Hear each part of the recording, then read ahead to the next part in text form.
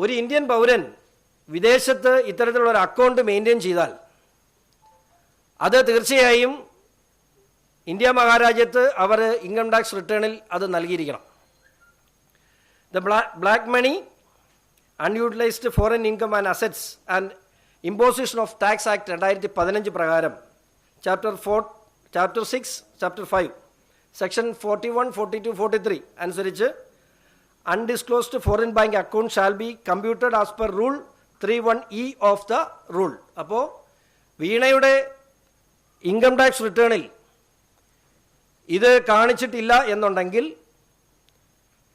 Income tax act 2015 അനുസരിച്ച് section 41, 42, 43 അനുസരിച്ച് വീണ ചെയ്തിട്ടുള്ളത് ഗുരുതരമായ ഒരു കുറ്റകൃത്യം കൂടിയാണ്. അപ്പോൾ ഷോൺ ജോർജ് എന്ന് പറയുന്ന വ്യക്തിക്ക് ചെയ്യാൻ കഴിയുന്ന, എനിക്ക് ബോധ്യമുള്ള, നിങ്ങൾക്കറിയാം, ഒരു മുഖ്യമന്ത്രിക്കെതിരെയാണ് ഞാൻ ആരോപണം ഉന്നയിക്കുന്നത്. ഇത് തെറ്റാണെന്ന് തെളിഞ്ഞാൽ അദ്ദേഹത്തിന് എനിക്കെതിരെ മാനനഷ്ട കേസ് കൊടുക്കാൻ കഴിയും. അപ്പോൾ എനിക്ക് പൂർണ്ണമായി ബോധ്യമില്ലാത്തൊരു കാര്യം ഞാൻ നിങ്ങളുടെ മുമ്പിൽ ഇങ്ങനെ വന്ന് അവതരിപ്പിക്കും എന്ന് കരുതരുത്. 2, ഈ പ്രൈസ് വാട്ടർ കൂപ്പേഴ്സിൻ്റെ കാര്യം, എൽസൻസി ലാവലിൻ്റെ വിഷയത്തെ 99 മുതലുള്ള ലാവലിനുമായിട്ടുള്ള മുഖ്യമന്ത്രിയുടെ ബന്ധത്തെയും അതിനുശേഷം ഇപ്പോൾ ഹൈക്കോടതിയുടെ പരിഗണനയിലിരിക്കുന്ന മസാല ബോണ്ട് ഉൾപ്പെടെയുള്ള കാര്യങ്ങളെയും കൂട്ടി വായിക്കേണ്ടിയിട്ടുണ്ട്. 6% പലിശയ്ക്ക് ലോകത്തെമ്പാടും 6% പലിശ കിട്ടുന്നിടത്ത് 9.25% പലിശ കൊടുത്ത് ബോണ്ടുകൾ, അതായത് SLC ലാവലിൻ്റെ സബ്സിഡറി കമ്പനിയുടെ ബോണ്ടുകൾ വാങ്ങിച്ചിട്ടുണ്ട്. ആ കമ്പനിയുടെ ബോണ്ടുകൾക്കൊക്കെ കൊടുത്തിട്ടുള്ളത് 9.14% പലിശയാണ്. അപ്പോൾ ആ ഡിഫറൻസ് എമൗണ്ട് എങ്ങോട്ടേക്കാണ് പോയതെന്ന് ഈ അക്കൗണ്ട് പരിശോധിച്ചാൽ മനസ്സിലാവും. വളരെ വിനയത്തോടു കൂടി പറയട്ടെ, കഴിഞ്ഞ 8 വർഷമായി മുഖ്യമന്ത്രിയുടെ ഓഫീസുമായി ബന്ധപ്പെട്ട് എന്തൊക്കെ നടന്നിട്ടുണ്ടോ, എന്തൊക്കെ ഇടപാടുകൾ അദ്ദേഹത്തിൻ്റെ കീഴിലുള്ള ഡിപ്പാർട്ട്മെൻറ്റുകൾ നടന്നിട്ടുണ്ടോ, അവിടെയെല്ലാം ഇത്തരത്തിലുള്ള അഴിമതിയും കമ്മീഷനും മാസപ്പടിയും ഉണ്ടായിട്ടുണ്ട്. ഈ മാസപ്പടിയുടെ കാര്യം പറഞ്ഞാൽ, ഈ നമ്മുടെ പ്രൈസ് വാട്ടർ കൂപ്പേഴ്സിൻ്റെ എഗ്രിമെൻ്റ് പ്രകാരം ഒരു വ്യക്തിക്ക് 3 വർഷത്തിൽ, അതായത് പ്രൈസ് വാട്ടർ കൂപ്പേഴ്സിൻ്റെ ഇടപാടുകളൊന്നും എടുത്തു പറയേണ്ടത് 3 ജോലികളായിരുന്നു അവരെ ഏൽപ്പിച്ചിരുന്നത്. അതിനകത്തൊന്ന് കെ ഫോൺ എവിടെ എത്തിയെന്ന് നിങ്ങൾക്ക് എല്ലാവർക്കും അറിയാം. 2, ഇലക്ട്രിക്കൽ വെഹിക്കിൾസിൻ്റെ പ്രൊഡക്ഷനുമായി ബന്ധപ്പെട്ട് അത് എവിടെ എത്തിയെന്ന് നിങ്ങൾക്ക് എല്ലാവർക്കും അറിയാം. 3, സ്പേസ് പാർക്ക്. ഇതിനു വേണ്ടി ഫാക്കൽറ്റീസിനെയും അതുപോലെ കൺസൾട്ടൻസിനെയും സപ്ലൈ ചെയ്യുക എന്നുള്ളതായിരുന്നു പ്രൈസ് വാട്ടർ കൂപ്പേഴ്സിൻ്റെ ലക്ഷ്യം.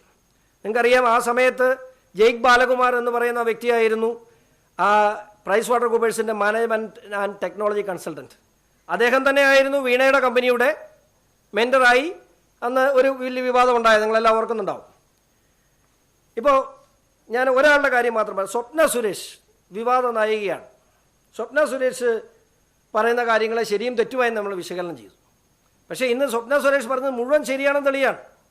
പ്രൈസ് വാട്ടർ കൂപ്പേഴ്സിൻ്റെ ഇടപാടിൽ പണം വീണ വിജയൻ്റെ എക്സാലോജി കമ്പനി കൈപ്പറ്റിയിട്ടുണ്ടെങ്കിൽ സ്വപ്ന സുരേഷ് പറഞ്ഞത് മുഴുവൻ സത്യമാണ്. സ്വപ്ന കൈപ്പറ്റിയ സാലറി എന്ന് പറയുന്നത് എൻ്റെ അറിവിൽ 1,07,000 രൂപയാണ്. ഡിസംബർ 1, 2018 ഡിസംബർ 1 സൈൻ ചെയ്ത ഈ ഡോക്യുമെൻ്റ് പ്രകാരം വീണയ്ക്ക് കൊടുക്കേണ്ട സാലറി 3,34,800 രൂപയാണ്. അതായത് എക്സ്പീരിയൻസ് എബവ് 10 ഇയേഴ്സ് 13 വർഷത്തെ എക്സ്പീരിയൻസ് വീണയ്ക്ക് ഉണ്ടെന്നാണ്, സ്വപ്നയ്ക്ക് ഉണ്ടെന്നാണ് പറയപ്പെടുന്നത്. അങ്ങനെയാണെങ്കിൽ സ്വപ്നയുടെ പേരിൽ പ്രൈസ് വാട്ടർ കൂപ്പേഴ്സിന് പോയ പൈസ 3,34,800 സ്വപ്നയ്ക്ക് കിട്ടിയത് 1,07,000 രൂപയും. അപ്പോൾ ബാലൻസ് എമൗണ്ട് ഏറെക്കുറെ 2,27,000 രൂപ പ്രൈസ് വാട്ടർ കൂപ്പേഴ്സിന് പോകുന്നു. അതിനകത്തുനിന്ന് കൃത്യമായി തന്നെ ഞാൻ മനസ്സിലാക്കിയിടത്തോളം ആ എഗ്രിമെൻ്റ് ഉണ്ടായിരുന്ന കാലഘട്ടത്തിൽ മുഴുവൻ അവിടെ ആ Kerala state information technology and infrastructure limited, അതായത് ടെക്നോ പാർക്കുകൾക്ക് ഫെസിലിറ്റേഷനും അതുപോലെ ഇത്തരം പ്രോജക്ട്സുകളും മുഴുവൻ ചെയ്തുകൊണ്ടിരുന്ന ഈ കമ്പനിയിൽ നിന്നും പ്രൈസ് വാട്ടർ കൂപ്പേഴ്സ് കൊടുത്തിട്ടുള്ള മുഴുവൻ സ്റ്റാഫിനും കൃത്യമായ മാസപ്പടി മുഖ്യമന്ത്രിയുടെ ഓഫീസിൽ ചെന്നിരുന്നു, അല്ലെങ്കിൽ വീണ വിജയന് ചെന്നിരുന്നു എന്ന് വേണം ഈ ട്രാൻസാക്ഷൻ വഴി മനസ്സിലാക്കാൻ. ഞാൻ പറയുന്നത്, കേരളം ഭരിക്കുന്ന മുഖ്യമന്ത്രി ഇതുപോലെ കൊള്ള ചെയ്തുകൊണ്ടാണ് മുമ്പോട്ട് പോകുന്നത്.